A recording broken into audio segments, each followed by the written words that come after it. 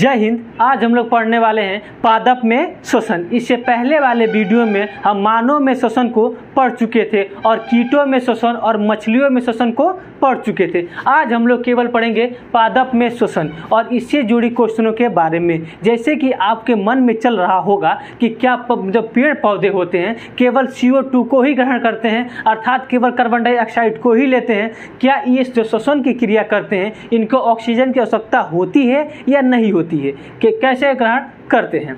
तो ये स्टार्ट करते हैं क्या, पादप में श्वसन। पादप में श्वसन की बात की जाए तो जैसे मानव में श्वसन, जब हम श्वसन की क्रिया करते थे तो केवल एक अंग पाया जाता जो हमारा क्या था, फेफड़ा।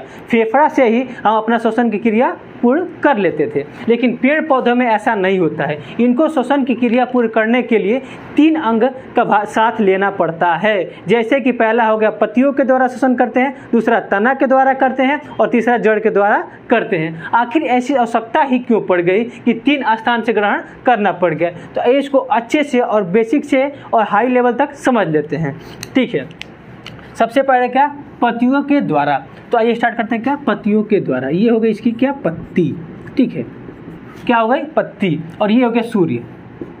जब हम इनके जब पेड़ पौधे के प्रकाश संश्लेषण में पढ़ रहे थे तो बताए थे कि जब पत्तियों पे सूर्य की प्रकाश पड़ती है, ठीक है, अर्थात दिन में, क्या, तो दिन में, ठीक है, दिन में जब प्रकाश संश्लेषण होता है तो ये क्या वायुमंडल से क्या ग्रहण करते हैं, तो CO2।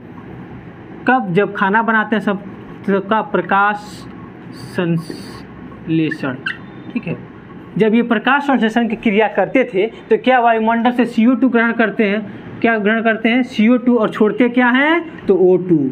ठीक है, O2। लेकिन देखिए ये पेड़ पौधों को भी श्वसन की क्रिया करने के लिए केवल क्या चाहिए, ऑक्सीजन ही चाहिए।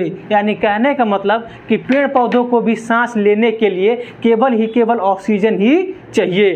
तो जब ये दिन का समय होता है तो वो अपना खाना बनाते रहते हैं, अर्थात प्रकाश संश्लेषण करते रहते हैं, तो ये क्या छोड़ते हैं, O2 छोड़ते हैं, यानी ऑक्सीजन को छोड़ते हैं। तो जितनी इसकी आवश्यकता होती है ऑक्सीजन को ग्रहण करके अपनी श्वसन की क्रिया करते रहते हैं, श्वसन की क्रिया करते रहते हैं। लेकिन समस्या तो तब फंस गया कि जब हो गया रात तो रात में तो क्या प्रकाश संश्लेषण तो होगा नहीं। प्रकाश संश्लेषण इसलिए नहीं होगा क्योंकि सूर्य की प्रकाश तो मिलेगी नहीं। जब प्रकाश नहीं मिलेगा तो ये प्रकाश संश्लेषण कर नहीं पाएंगे, और जब नहीं करेंगे तो श्वसन कैसे होगा, फिर तो ऑक्सीजन मिलना बंद हो जाएगा, तब तो पेड़ मर जाते सब। तो इसीलिए बनाया गया क्या, तो तना के द्वारा नहीं तो जड़ के द्वारा, तना के द्वारा नहीं तो जड़ के द्वारा। अच्छा, इसमें थोड़ा सा और कंसेप्ट बता देते हैं। पत्तियों में क्या होता है कि छोटे छोटे छिद्र पाए जाते हैं, क्या, छोटे छोटे छिद्र पाए जाते हैं जो पत्तियों के पीछे पाए जाते हैं, जिन्हें हम रंध्र कहते हैं। क्या कहते हैं, तो रंध्र कहते हैं।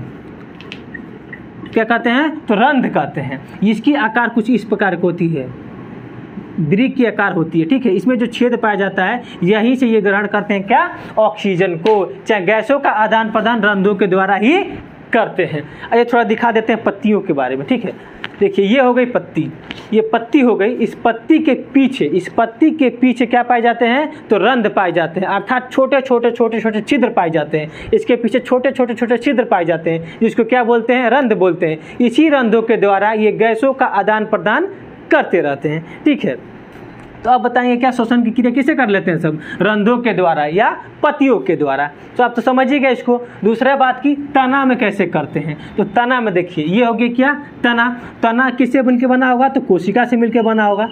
पेड़ पौधे कोशिका से मिलकर बना होगा। इस कोशिका के बीच में जो स्थान है ना, जो रिक्त स्थान है, इसको बोलते हैं रिक्त कोशिकाएं स्थान। ठीक है, रिक्त कोशिकाएं स्थान बोलते हैं। इसमें डायरेक्टली वायुमंडल से, यानी रात में वायुमंडल से ये ऑक्सीजन को डायरेक्ट ग्रहण कर लेते हैं। क्या करते हैं, डायरेक्ट ग्रहण कर लेते हैं विसरण विधि के द्वारा। इसी तरह तना में श्वसन हो जाता है। ठीक है, डायरेक्ट वायुमंडल से जो छोटे छोटे इसमें छिद्र पाए जाते हैं ना, जो 2 कोशिकाओं के बीच होता है, जिसको अंतर कोशिकाएं, रिक्त स्थानांतर कोशिकाएं बोलते हैं, जिसको अंतर कोशिकाएं स्थान बोलते हैं, डायरेक्ट वायुमंडल से विसरण विधि के द्वारा ऑक्सीजन ग्रहण कर लेते हैं। इसी प्रकार तना में श्वसन हो जाता है। यानी ये कब होगा, ये रात के समय होगा। कब होगा, तो रात के समय होगा। और पत्तियों में कब होगा, दिन के समय में होगा।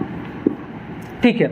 और दूसरी बात कि जड़, जब जड़ की बात करें तो जड़ यानी ज़मीन के अंदर यानी मिट्टी के अंदर, और मिट्टी में क्या पाया जाता है, जल पाया जाता है। और जल का सूत्र क्या है, तो H2O। क्या है, तो H2 है, यानी ज़मीन में भी क्या है, H2 यानी ऑक्सीजन तो हिले है। तो आइए इसको सिंपल के लिए, क्या ऑक्सीजन तो अवेलेबल इसमें हिले है, तो ऑक्सीजन डायरेक्ट जड़ में भी विसरण विधि के द्वारा जड़ में डायरेक्ट भी ऑक्सीजन को ग्रहण कर लेते हैं। क्या करते हैं, ऑक्सीजन ग्रहण कर लेते हैं। किसके द्वारा, तो विसरण विधि के द्वारा। किसके द्वारा, तो विसरण विधि के द्वारा। विसरण और प्रसरण को अलग वीडियो में हम अच्छे से इसको समझाए हुए हैं। अगर विसरण समझ में नहीं आता उसको अच्छे से समझ लीजिएगा। ऐसे सिंपल भाषा में आप इस समय ये समझिए कि विसरण का मतलब होता है कि ज़्यादा में से कम की तरफ बहना ही क्या कहलाता है, विसरण कहलाता है। क्या कहलाता है, विसरण कहलाता है।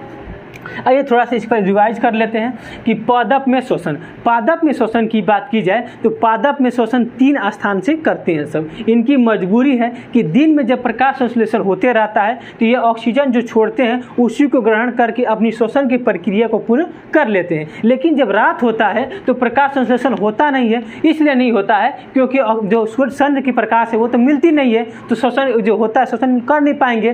तो उसके लिए तना का होता है, रात में जब वायुमंडल में क्या ऑक्सीजन तो रहता ही रहता है, ऑक्सीजन से डायरेक्ट ऑक्सीजन मतलब ग्रहण करना, वायुमंडल से ऑक्सीजन को डायरेक्ट ग्रहण करना विसरण विधि के द्वारा तना में जो होता है अंतर कोशिकाओं में, ठीक है, उसके बोलते हैं तना में शोषण। और जड़ में तो बताया दिए कि जमीन में क्या जल उपलब्ध होता है जिसमें क्या ऑक्सीजन भी मिला रहता है, उस ऑक्सीजन को डायरेक्ट ग्रहण करना विसरण विधि के द्वारा क्या कहलाता है, जड़ में शोषण कहलाता है।